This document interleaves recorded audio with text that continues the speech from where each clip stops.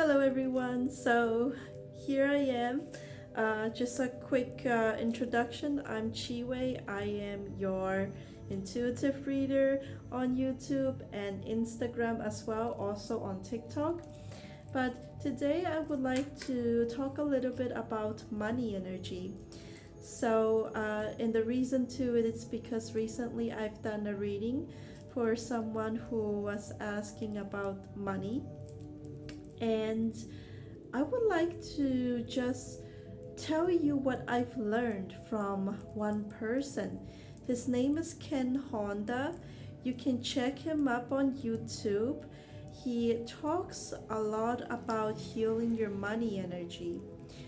And this is a very useful topic to dive into, especially now in these crazy times where we have inflations, we have people losing jobs, we have businesses taking a hit as well.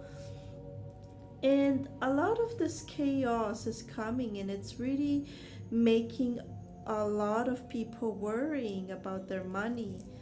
And what Ken Honda says is that, when you are in this mode of being very scared, very stingy with your finances, this is when you actually lose more money. But if you are always in the state of being grateful for the things you have, of course it's not easy thing to do, but it's something that you can practice. So Ken Honda say, as long as you are grateful, you treat your money as if they are your friends, and you stay in this abundant mode and in this sharing mode, then money comes to you easier. Because there's this thing called money angels that we all can attract to our life when we learn how to be grateful for our money, how to be more into like a connection, like a friendship connection with our money. And then we also can share money with other people. Doesn't have to be literally giving money, it could be that too. If our friends are in trouble, we can give a little bit money to help, or we can do some donations, or we can just simply take our friends out for a meal and just pay for their meal. Basically, one of the reasons why we have a lot of scarcity around this, it's because it stems from our parents, our grandparents. It could also come from our great grandparents, because this is kind of like a generational curse. So, how we should break it? So, first of all, I want you to take a moment and list up all the times when you ask something from your parents or from your guardians, from your caretakers. List up the times when you ask them for money, or ask them to buy something, or ask them to join a club or a camp. List up all these times when anything revolves with money that they had to say no to you. So once you finish listing up these things, you try to bring yourself back to those moments and forgive those people. Yeah, there was always sadness when our parents had to say no to us in spending money. And although we understand, some of us, we understand as children, but we still cannot stop, like our feeling, like we cannot stop our emotions from feeling the hurt. And this emotion is still within us. It just comes from childhood to now. So bring yourself back to those times and just say to your parents, yes, I forgive you. I forgive the situation, and I forgive myself for feeling those emotions. Now let's say thank you to our parents for the list of things that they could provide us instead for that day. It could be either that after they said no, either that they put food on the table, so you can go like, yes, thank you for providing this delicious dinner that day for us to have. So do it for each of those moments. And then what you can do after that is to think about the bills you have to pay. Yeah, you can even close your eyes and think about the list of bills you need to pay. And think about the money you will use for paying. If you don't have debts and if you do have certain amount of money, perfect, great.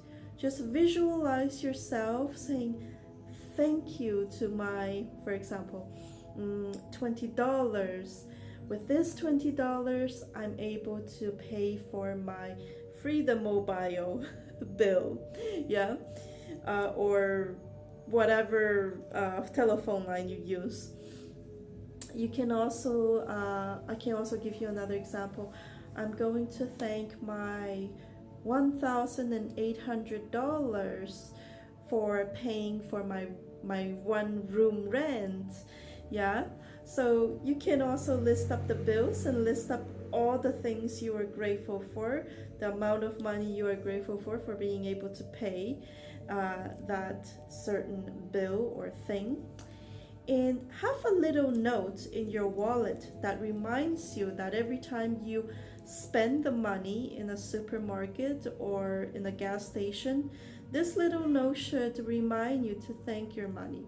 Because Ken Honda says that every time you thank your money for paying your bill and you thank every money that comes into your account, this is how you attract abundance. This is how you also heal your money traumas, and it will also attract money angels to your life. So another way, I can show you actually what I mean. So here is my wallet, and here's the note that I clip. It says thank you, thank your money in and out. So every time I go to the supermarket, I open my wallet, I automatically remember yes, and I would just take my card, any card. I'm just gonna use a card as an example. Every time I take my bank card, I would just visualize myself saying thank you to this amount of money, and then I would pay for it. So thank your money out and appreciate your money. Treat your money like it's your friend. Every time you use it, every time you get your friend to help you, you say thank you to them. So it's same with money. Once you practice this for a certain amount of time, it really depends on each of you. Some people will need more time to practice this before seeing the result, and some of you may need only 3 months. Who knows? All right, so our spirituality, our spiritual journey is different from one person to another. But anyways, practice these methods and hopefully it will help you in the future. But you need to be consistent, okay? So consistency is the key, but it's very hard to do. So make sure you have somewhere reminder for you to do it. And that's all I have today. If you want to listen more about healing your money energy, again, you can listen to Ken Honda, and I will get a link down below in the description. All right, so have a nice day. Bye.